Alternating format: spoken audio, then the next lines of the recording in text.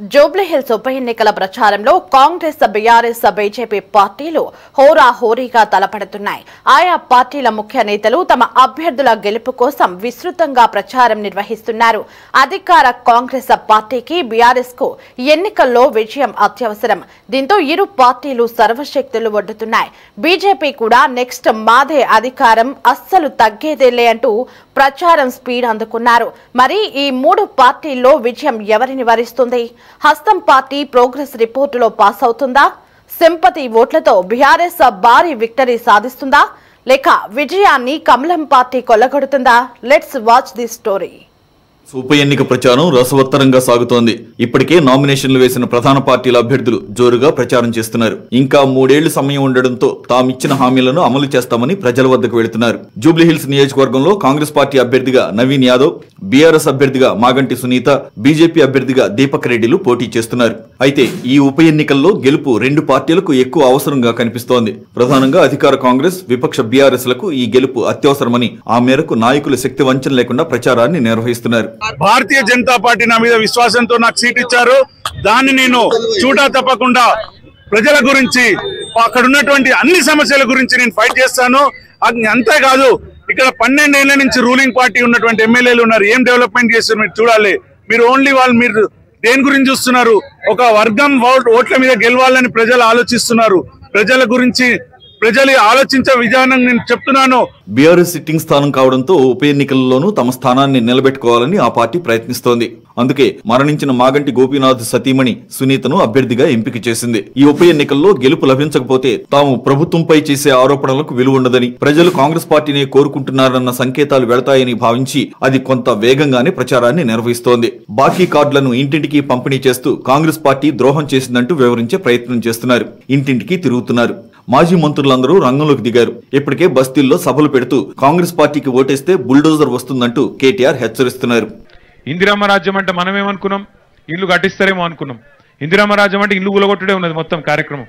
హైదరాబాద్ లో ఒక్క ఇటుక పెట్టింది లేదు, ఒక్క ఇల్లు కట్టింది లేదు. 2 ఏళ్లలో ఒక్క మనిషికి, ఒక పేద మనిషికి సాయం చేసింది లేదు. ఒక ఫ్రీ బస్సు తప్ప. ఇక ఫ్రీ బస్సు వల్ల లాభమా నష్టమా మీకేరక నేను చెప్పా. కానీ మొత్తం అందరిని ఆగం చేసిండ్రు. ఇలా రియల్ ఎస్టేట్ చేసుకుంటూ ఆగం, బిజినెస్ చేసుకుంటూ లాగం, ఆటో నడుపుకుంటూ లాగం, మొత్తం కరెంటు బిల్లులు మళ్ళీ వస్తున్నాయి.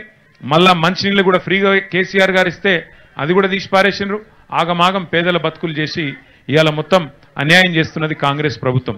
అందుకే మీకు ధైర్యం చెప్పడానికి, ఒకవేళ ఈ ప్రభుత్వం బుద్ధి తెచ్చుకొని మీకు న్యాయం చేయకపోతే మీ అందరికి మేము మాటిస్తున్నాం, ఇంకో 2 ఏళ్లలో మళ్ళీ కేసీఆర్ గారి ప్రభుత్వం తప్పకుండా వస్తుంది.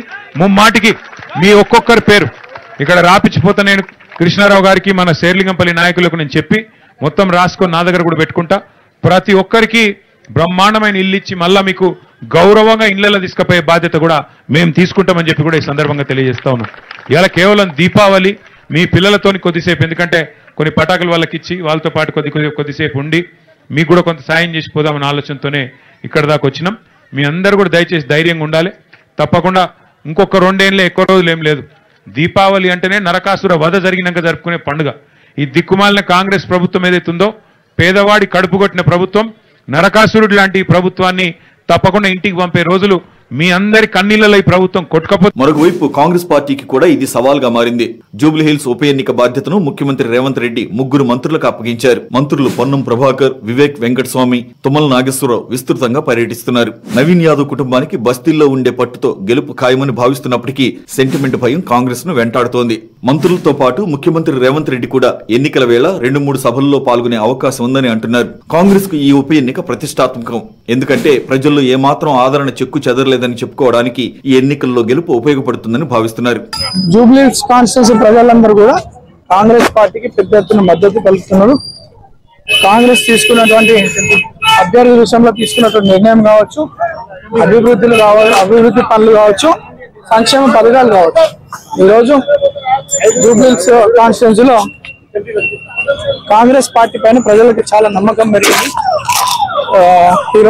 దానికి ఎగ్జాంపుల్ మా రోజు ఈ ర్యాలీని పెద్ద ఎత్తున విజయవంతం చేసి ఇదంతా చూస్తుంటే ప్రజలే కాంగ్రెస్ పార్టీని గెలిపించుకునే విధంగా పనిచేస్తారు అని చెప్పి ఇక బీజేపీ కూడా జూబ్లీ హిల్స్ ఉప ఎన్నికలను సీరియస్ గా తీసుకుంది. కేంద్ర మంత్రులు కిషన్ రెడ్డి, బండి సంజయ్లు ప్రచారంలో పాల్గొంటున్నారు. కిషన్ రెడ్డి ఎలాగైనా తన సన్నిహితుడైన దీపక్ రెడ్డిని గెలిపించుకోవాలని ప్రయత్నిస్తున్నారు. కిషన్ రెడ్డితో పాటు కేంద్ర మంత్రులు మరికొందరు కూడా రానున్న కాలంలో ప్రచారానికి వచ్చే అవకాశం ఉందని అంటున్నారు. ఈ ఉప ఎన్నికల్లో గెలిచి కేంద్ర ప్రభుత్వ సాయంతో నియోజకవర్గాన్ని అభివృద్ధి చేస్తామని చెబుతున్నారు. కాంగ్రెస్, బీఆర్ఎస్ పార్టీలు నియోజకవర్గాన్ని పట్టించుకోలేదని, తమను గెలిపిస్తే ఖచ్చితంగా కేంద్ర ప్రభుత్వ ప్రాజెక్టులు, నిధులు తెచ్చి నియోజకవర్గాన్ని తీర్చిదిద్దుతామని చెబుతున్నారు. మరి 3 పార్టీల్లో చివరకు గెలుపు ఎవరిదన్నది వచ్చే నెల 14వ తేదీన తేలనుంది.